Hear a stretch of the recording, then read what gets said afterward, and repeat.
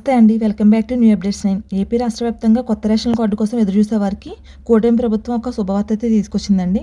ఏపీలో కొత్త రేషన్ కార్డులకు దరఖాస్తు స్వీకరణలు. దేశంలో ఎక్కడి నుంచైనా రేషన్ తీసుకునే సౌకర్యం కలదు అంటూ ఒక అప్డేట్ అయితే రావడం జరిగిందండి. తాజాగా ఏపీలో కొత్త రేషన్ కార్డులపైన వచ్చినటువంటి పూర్తి సమాచారాన్ని ఈ వీడియోలో మీకు అందిస్తాను. వీడియోని ఎక్కడ స్కిప్ చేయకుండా పూర్తిగా చూడండి. అప్పుడే మీకు ఈ వీడియోలో ఉన్నటువంటి పూర్తి సమాచారం అనేది అర్థమవుతుంది.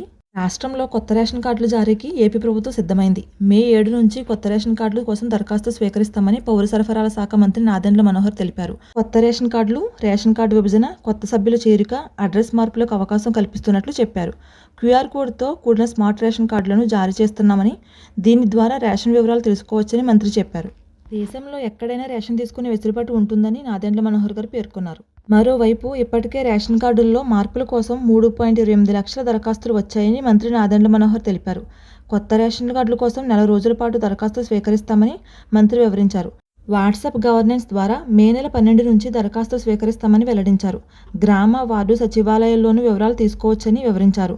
జూన్ నుంచి స్మార్ట్ కార్డుల్లో జారీ చేస్తామని తెలిపారు. దేశంలో ఎక్కడైనా రేషన్ తీసుకునేలా ఈ కార్డు వెసులుబాటు కల్పిస్తుందని తెలిపారు. ఇక ఈకేవైసీ కారణంగానే కొత్త రేషన్ కార్డుల జారీలో ఆలస్యం జరుగుతుందని మంత్రి వివరించారు. ఆంధ్రప్రదేశ్ ప్రభుత్వం రేషన్ కార్డుదారులకు అప్రమత్తం చేసింది. రేషన్ కార్డులో పేరు ఉండి ఈకేవైసీ చేయని వారు ఈ నెల 30లోగా పూర్తి చేసుకోవాలని సూచిస్తుంది. సంక్షేమ పథకాల అమలు కోసం రేషన్ కార్డు కీలకం కావడంతో ఈకేవైసీ తప్పనిసరి చేసింది. రాష్ట్ర వ్యాప్తంగా రేషన్ డీలర్ల వద్ద ఈకేవైసీ నమోదు ప్రక్రియ అందుబాటులో ఉంది. కేంద్ర ప్రభుత్వం కూడా ప్రతి 5 ఏళ్లకు ఒకసారి ఈకేవైసీ చేయించుకుంటే మంచిదని అభిప్రాయాన్ని వ్యక్తం చేశారు. వివరాలను అప్డేట్ చేయించుకోవాలంటుంది.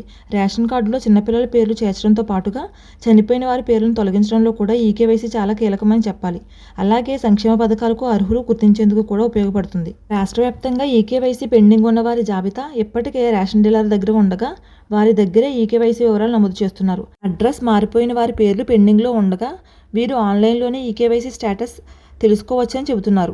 రాష్ట్ర వ్యాప్తంగా రేషన్ డీలర్లు మరియు ఎండియు వాహనాల్లో ఈ ఫోజ్ మిషన్ అనేది అందుబాటులో ఉంటుంది. అందులో లబ్ధిదారులు రేషన్ కార్డు వివరాలు నమోదు చేస్తే చాలు, కుటుంబ సభ్యుల వివరాలు ఈజీగా తెలుసుకోవచ్చు.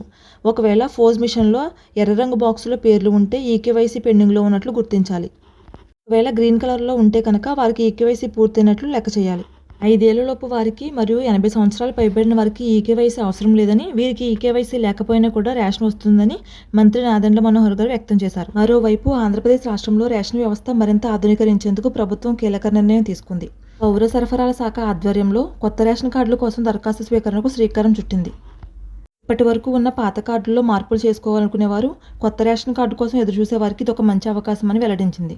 కొత్త రేషన్ కార్డు కోసం మొదటిసారి దరఖాస్తు చేసుకోవాలనుకునే వారు, ఇప్పటికే ఉన్న కార్డుల్లో కొత్త సభ్యులు చేర్పు లేదా పాతవారి తొలగింపు చేసుకోవాలనుకునేవారు, చిరునామా మారినవారు, ఒక కుటుంబం నుంచి వేరుగా విడిపోయిన వారు, విభజన కార్డు కావాల్సిన వారు ఈ మార్పులన్నీ కూడా ఈ రోజు నుంచి ప్రారంభమయ్యే దరఖాస్తు ప్రక్రియలో చేసుకోవచ్చు.